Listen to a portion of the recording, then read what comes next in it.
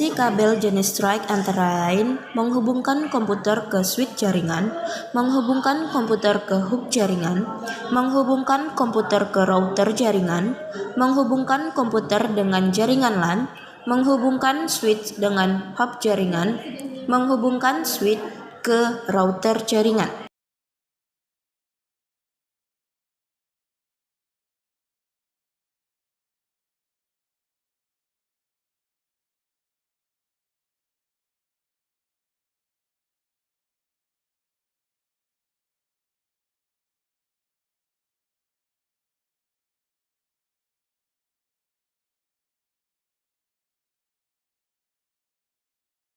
Fungsi kabelan sesuai warna.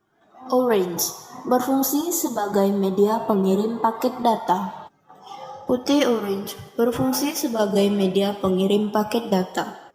Hijau berfungsi sebagai media pengirim paket data. Putih hijau berfungsi sebagai media pengirim paket data. Biru berfungsi sebagai media pengirim paket suara. Putih biru berfungsi sebagai media pengirim paket suara. Coklat berfungsi mengirim tegangan DC. Putih coklat berfungsi mengirim tegangan DC.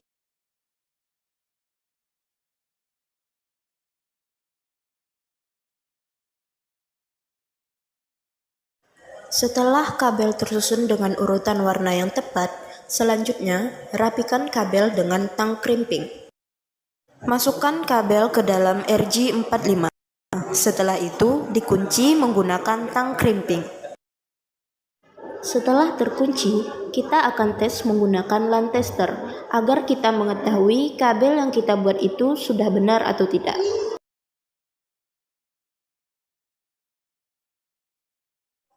Fungsi kabel LAN jenis cross: menghubungkan komputer dengan komputer lain, menghubungkan switch dengan switch lain, menghubungkan hub dengan hub, menghubungkan router dengan router.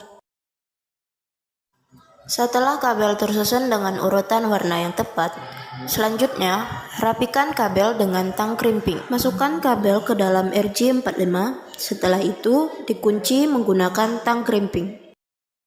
Setelah kabel terkunci, kita akan mengetes menggunakan LAN tester. Tujuan menggunakan LAN tester adalah untuk mengetahui kabel yang kita buat itu sudah benar atau tidak. Jadi, perbedaan antara kedua kabel ini adalah jika kabel strike menghubungkan perangkat yang berbeda sedangkan kabel cross menghubungkan ke perangkat yang sama. Jika kita menggunakan kabel LAN, ada beberapa kelebihan yang dimilikinya.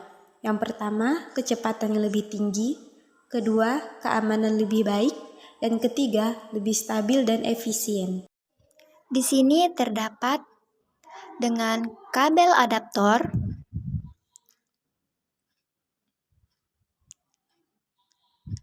kabel LAN,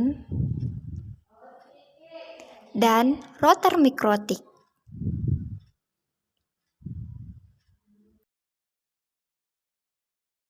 Di sini ada kabel internet.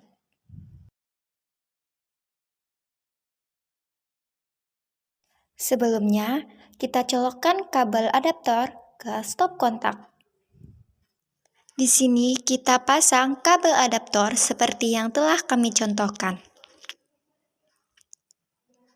Selanjutnya, pasang kabel internet di bagian port 1.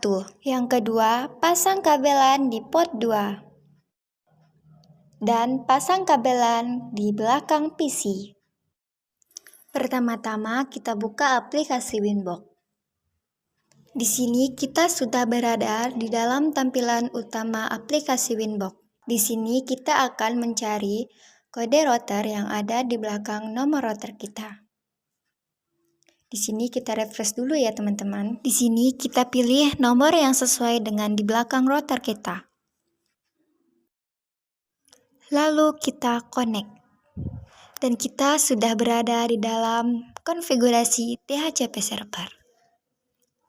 Di sini kita akan melakukannya step by step. Di sini kita pilih sistem, reset configuration, kita centang seperti yang kami lihatkan, dan klik yes.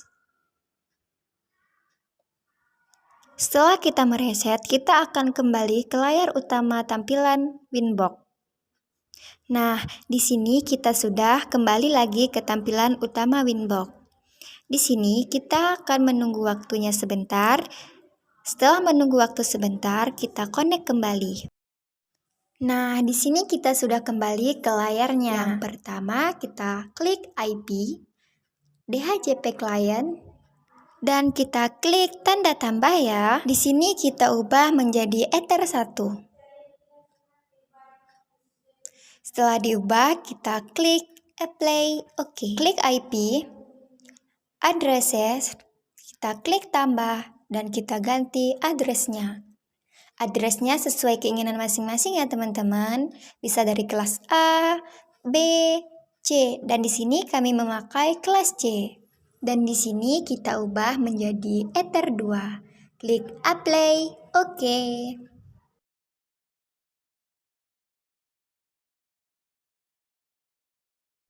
Nah, di sini sudah terlihat ya teman-teman, Ether 1 dan Ether 2-nya.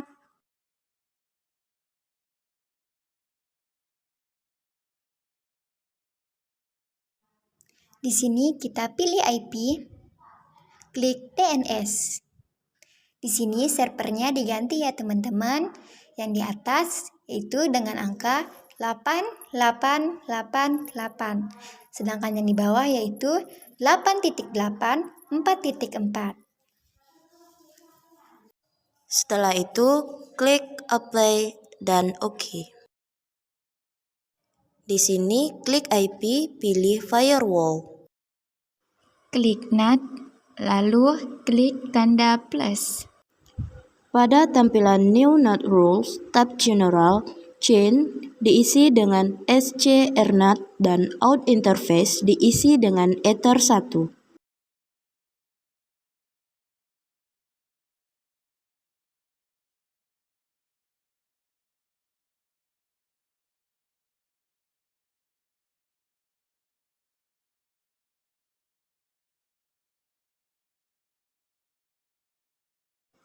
Pada tab Action, pilih Masquerade, lalu klik Apply dan OK.